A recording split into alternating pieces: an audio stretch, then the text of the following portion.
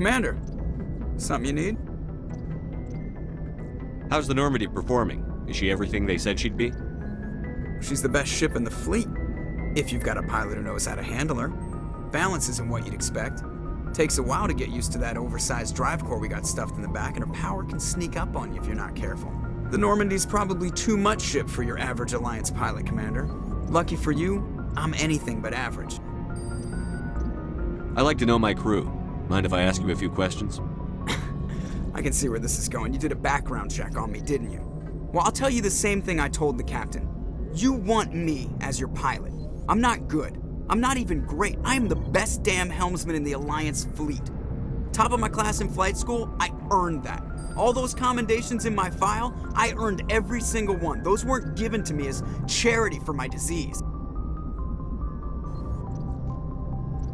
What are you talking about? Are you sick? You mean you didn't know? Oh, crap. Okay, I've got Vrolik syndrome, brittle bone disease. The bones in my legs never develop properly. They're basically hollow, too much force and they'll shatter. Even with crutches and my leg braces, it's hard to get around. One wrong step and crack! It's very dramatic. But I've learned to manage my condition, Commander. Put the Normandy in my hands and I'll make her dance for you. Just don't ask me to get up and dance unless, you like the sound of snapping shin bone.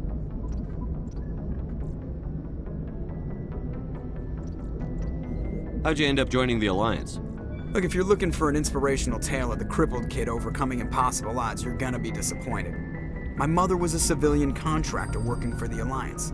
I basically grew up on the Arcturus station back when they were building up the fleets.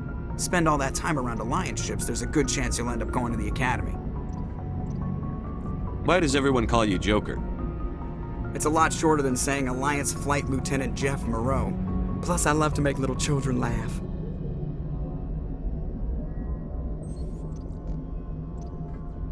You're dodging the question. Look, I didn't pick the name. One of the instructors in flight school used to bug me about never smiling. She started calling me Joker, and it stuck. Why didn't you ever smile? Hey, I worked my ass off in flight school, Commander. The world's not gonna hand you anything if you go around grinning like an idiot. By the end of the year, I was the best pilot in the Academy, even better than the instructors, and everybody knew it. They'd all got their asses kicked by the sickly kid with the creaky little legs. One guess who was smiling at graduation? I need to know more about this Vrolik syndrome if I'm putting my ship in your hands. Yeah, of course you do. It's an extremely rare condition. Nobody knows exactly what causes it. Genetic, maybe. It's treatable, but there's no cure. They classify my case as moderate to severe. I was born with over a dozen fractures, hip, thighs, ankles. My bones were already breaking in the womb. 100 years ago, I wouldn't have survived past my first year. Lucky for me, modern medical science has turned me into a productive member of society. You're not gonna break a bone trying to fly the ship, are you? I don't fly with my feet, Commander, so I'm fine as long as I'm in this chair. I gotta be real careful when I get up to take a piss, though. I can do my job as well as anyone on the ship. Better, actually. So don't worry about it. I'm not trying to make you uncomfortable. Let's talk about something else. Whatever you want, Commander. I have to go. All right, see you.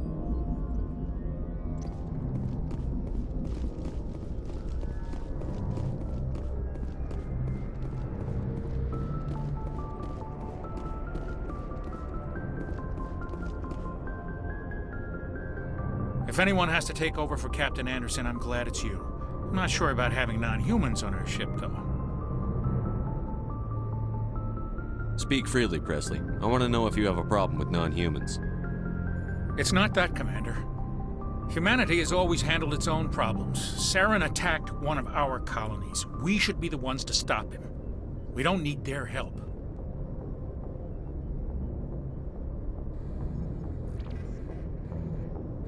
This is bigger than humanity. Saren's a threat to every species in the galaxy, and I'll welcome anyone who wants to help me bring him down. I guess so. Maybe I'm just stuck in the old ways of thinking. But don't worry, Commander. This won't be a problem.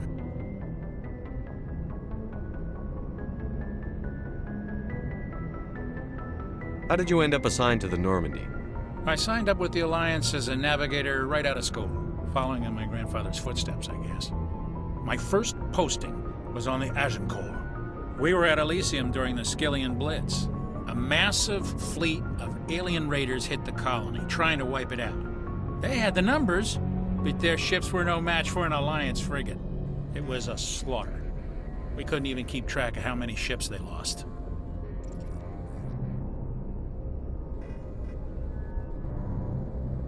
How'd you end up on the Normandy? I got my officer's commission after Elysium. Must have made an impression on the right people. Captain asked for me when he was picking his crew. Carry on, Presley. Yes, sir.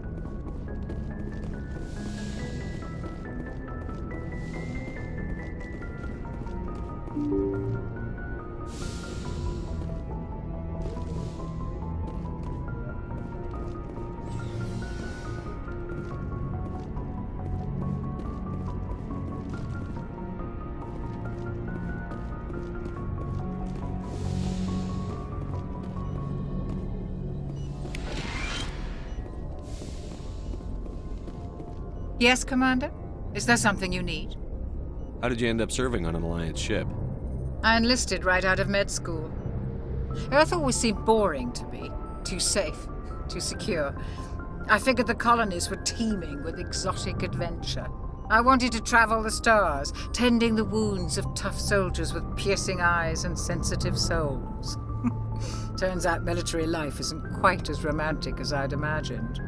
But humanity needs the Alliance if we want to keep expanding through the Traverse, and the Alliance always needs good doctors. So I stayed on to do my part. How well do you know the Lieutenant? I'd never worked with him before this mission, but he has an impressive service record, over a dozen special commendations. Tends to keep to himself, though. Maybe because of the headaches. It's not easy being an L2. I should go. Goodbye, Commander.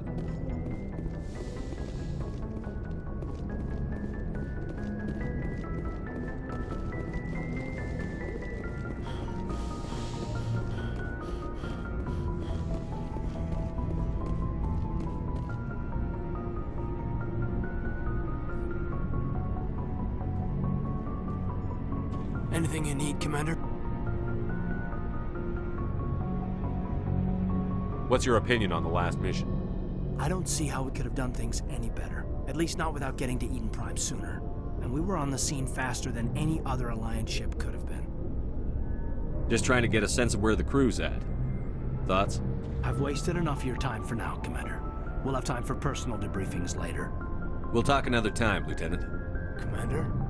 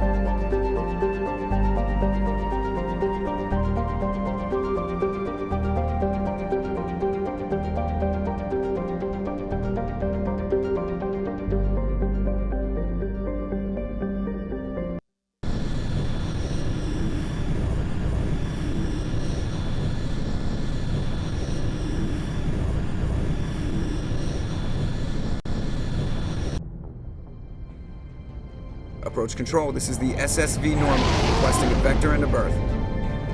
Normandy, your arrival was not scheduled. Our defense grid is armed and tracking you. State your business. Citadel business. We got a Council Spectre aboard. Landing access granted, Normandy. Be advised, we will be confirming identification on arrival. If confirmation cannot be established, your vessel will be impounded. What a fun bunch. I think I'll take my next leave here.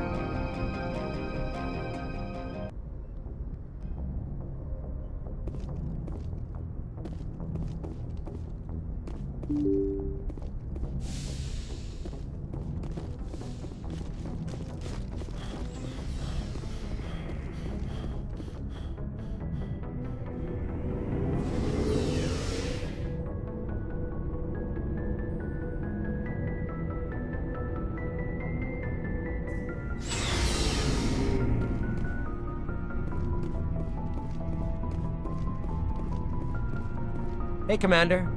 Looking for some extra supplies before you head out? What have you got? Whatever you want. Armor, weapons, mods. It's not standard Alliance issue, but that's not necessarily a bad thing. Well, as long as you don't mind paying for it. Why should I pay you for my weapons and armor? My stuff doesn't come from the Alliance. I have to purchase it myself, and it's not cheap.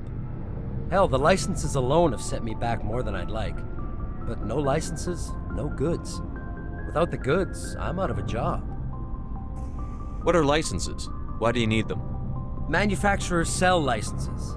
Each license allows me to buy and sell a certain brand of products.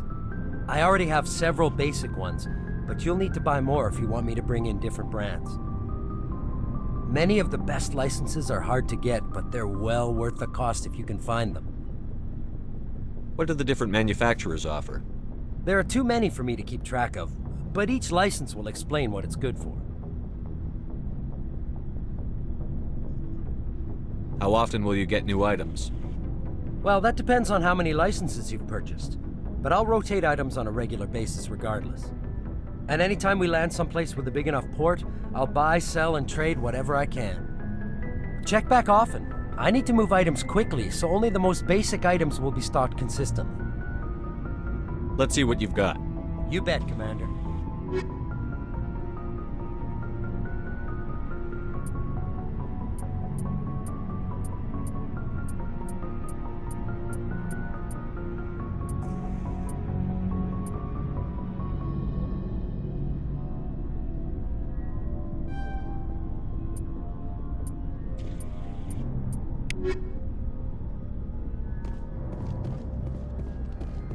Thanks for bringing me on board, Commander. I knew working with the Spectre would be better than life at CSEC. Have you worked with a Spectre before? Well, no, but I know what they're like. Spectres make their own rules. You're free to handle things your way.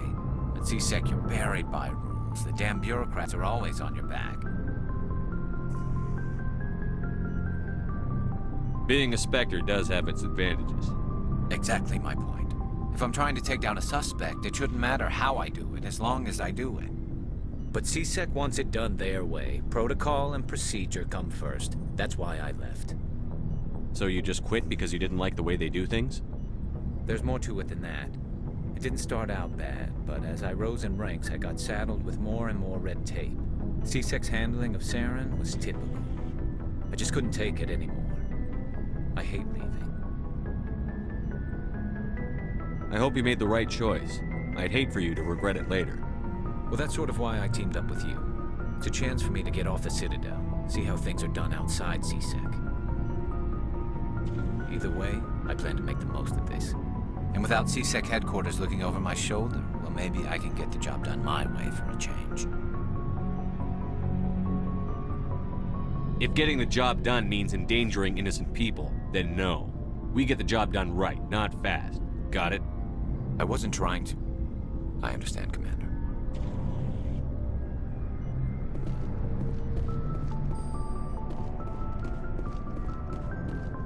Nice ship you've got, Shepard. What can I do for you? What's your story, Rex? There's no story. Go ask the Quarian if you want stories. You Krogan live for centuries. Don't tell me you haven't had a few interesting adventures. Well, there was this one time the Turians almost wiped out our entire race. That was fun. I heard about that. You know, they almost did the same to us. It's not the same. It seems pretty much the same to me. So your people were infected with a genetic mutation? An infection that makes only a few in 1,000 children survive birth? And I suppose it's destroying your entire species? I suppose it isn't all the same. I don't expect you to understand, but don't compare humanity's fate with the Krogan. I was just making conversation. I wasn't trying to upset you. Your ignorance doesn't upset me, Shepard. As for the Krogan, I gave up on them long ago. The genophage infected us, but it's not what's killing us. Are your people really dying? We're sure not getting any stronger. We're too spread out. None of us are interested in staying in our own system. Lots of species have left their homes and prospered. But they go to colonize new worlds. We're not settlers. We're warriors. We want to fight. So we leave. Hire ourselves out. And most of us never go back. What can you tell me about the genophage? Ask the Solarians if you want details. They made it. All I know, it makes breeding nearly impossible. Thousands die in stillbirth, and most never get that far. Every Krogan is infected, every one. And no one's rushing to find a cure. Why don't the Krogan try to find a cure? When was the last time you saw a Krogan scientist? You ask a Krogan, would he rather find a cure for the genophage or fight for credits? He'll choose fighting every time. It's just who we are, Shepard. I can't change that. Nobody can. So long, Rex. Shepard.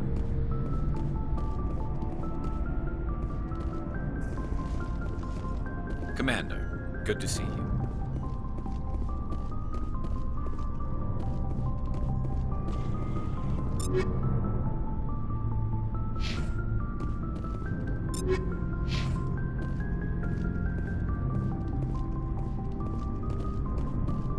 Commander? What's your opinion on the last mission? Kinda wish you'd got there sooner, Commander. No offense, I appreciate the rescue. I just wish... We came as soon as we got the distress call, even with the fastest ship in the fleet. You did the best you could, Commander. It's my fault. If I had been more alert, we wouldn't have been cut down by an ambush. We never trained to fight synthetics. The Geth haven't gone beyond the Veil in 3 centuries. Our training's supposed to make us able to adapt. I'll make sure it doesn't happen again. What's your opinion on the last mission? Kind of... No, you... If our Dismissed, Chief. Sir. Commander? What's your opinion? No offense, I appreciate the rescue. I'll make sure it doesn't happen again. Do you have a few minutes to talk one-on-one? I'm sorry, Commander. I need to get my duty squared away. I wouldn't mind talking more later, though. Dismissed, Chief. Sir.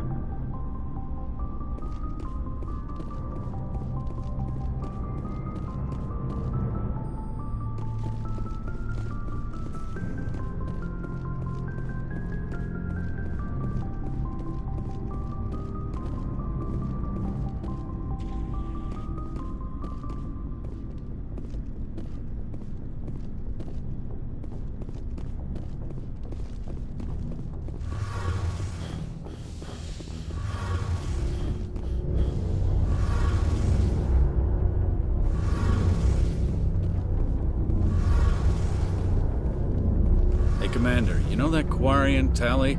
She's been spending all her time down here asking me about our engines. I'll tell her to leave you alone. What? No, she's amazing. I wish my guys were half as smart as she is. Give her a month on board and she'll know more about our engines than I do. She's got a real knack for technology, that one. I can see why you wanted her to come along. Fill me in on the IES stealth systems. How does it work exactly?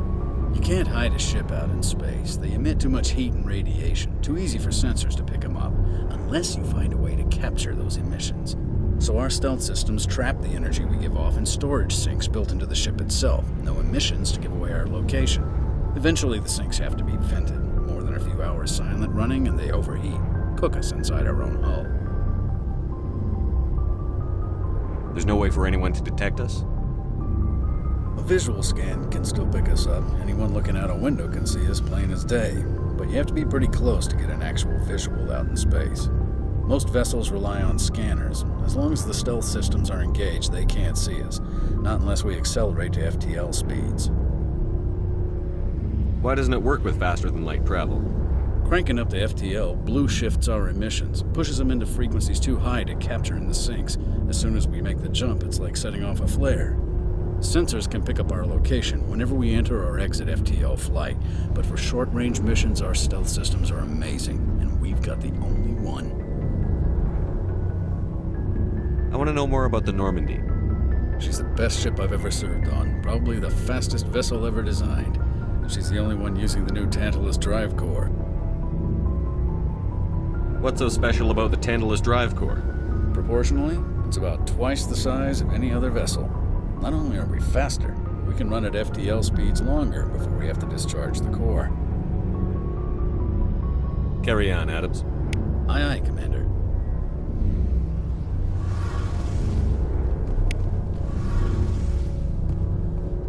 Your ship's amazing, Shepard.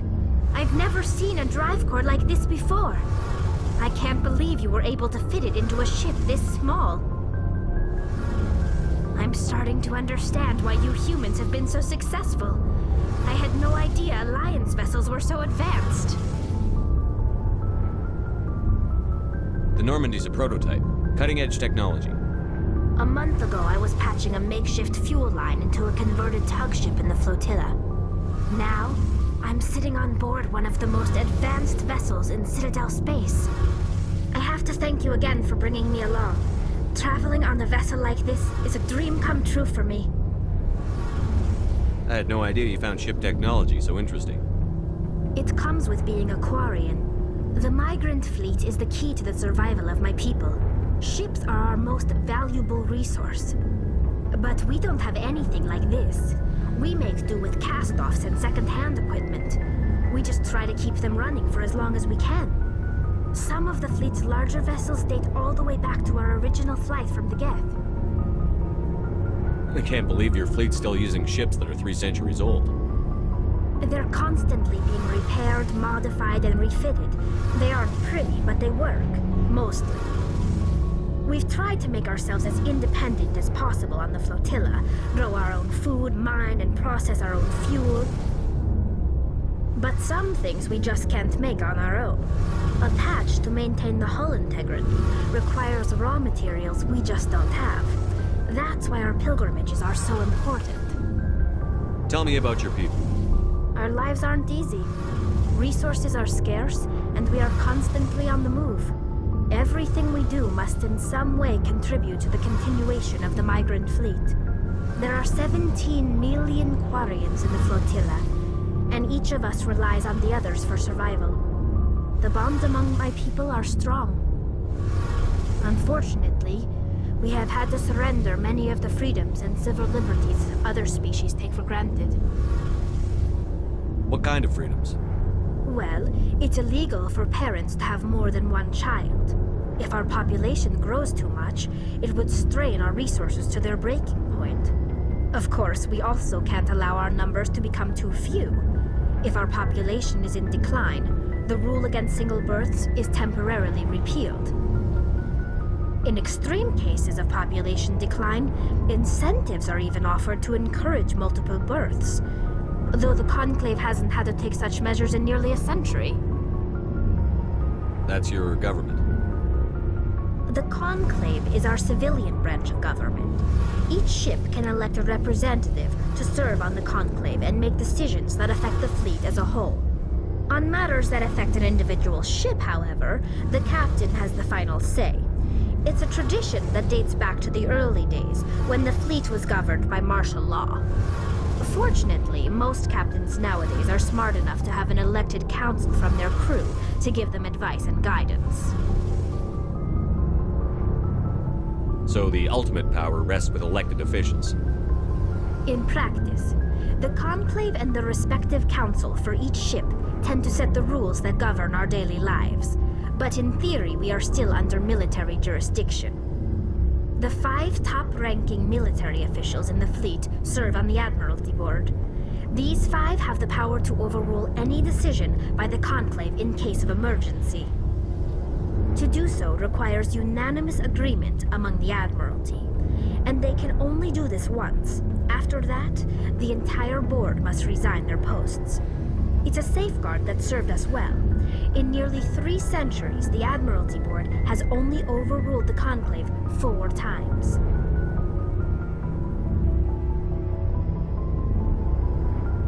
I want to know more about the pilgrimage.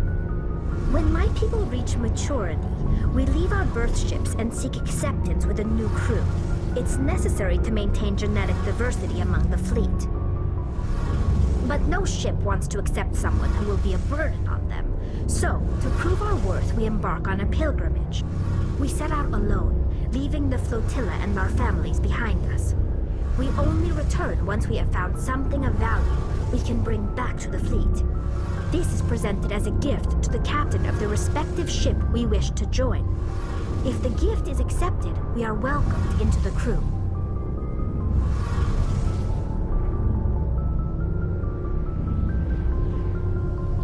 I can't believe they just send you off alone. It's not like they just cast us out.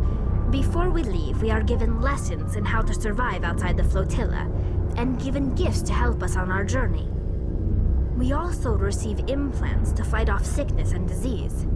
Generations of living in an isolated and highly controlled environment have left our immune systems weaker than most.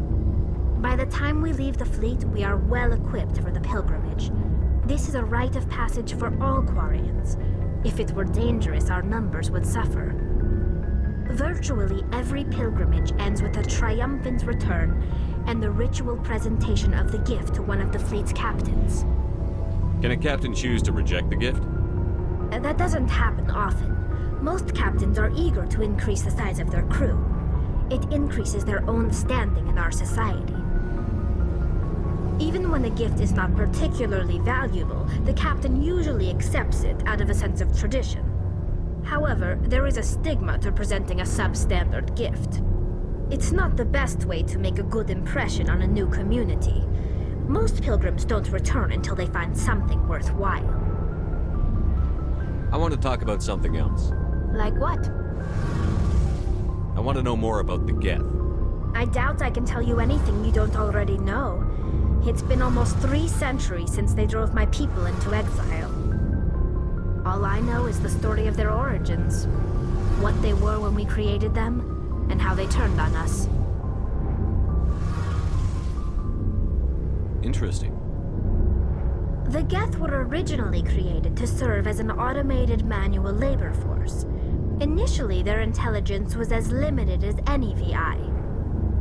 Over time, we made small modifications to their programming to allow them to perform more varied and complex tasks, bringing them closer and closer to true AI status. How come the Council didn't step in and stop you? This wasn't true AI research. We may have been skirting the bounds of the law, but we never did anything that was actually illegal. The changes were so insignificant, so gradual, that we were able to control them. Or so we thought. But one thing we underestimated was the power of the neural network. 1 million Geth thinking simultaneously created an inherently unstable matrix. So, the Geth share brain power?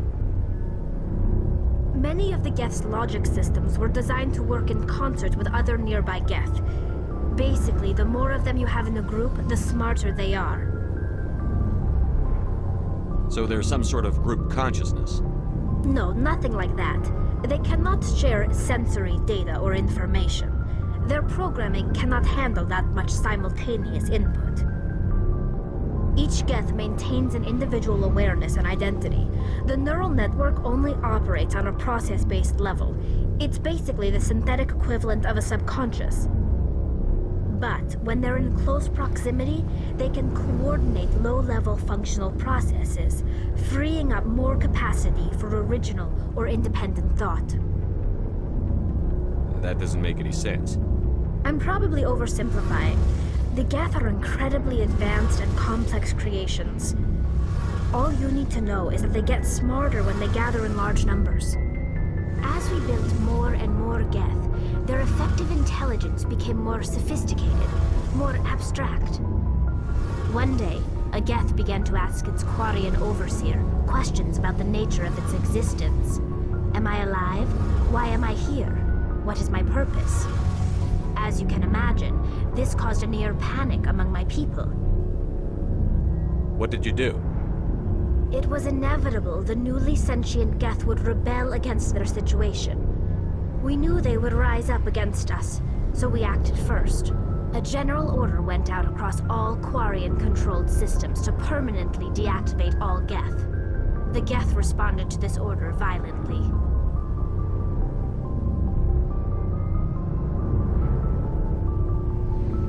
You didn't really think they'd just let you destroy them without a fight, did you? The hope was that most of the Geth would still be little more than machines, incapable of organized resistance. But they had progressed much further than anyone anticipated. The war was long and bloody. Millions upon millions of Quarians died at their hands. In the end, we were forced to flee our own homeworld. We feared the Geth would pursue us, but they never came beyond the Veil. Now we drift through space, exile searching for a way to reclaim what was once ours.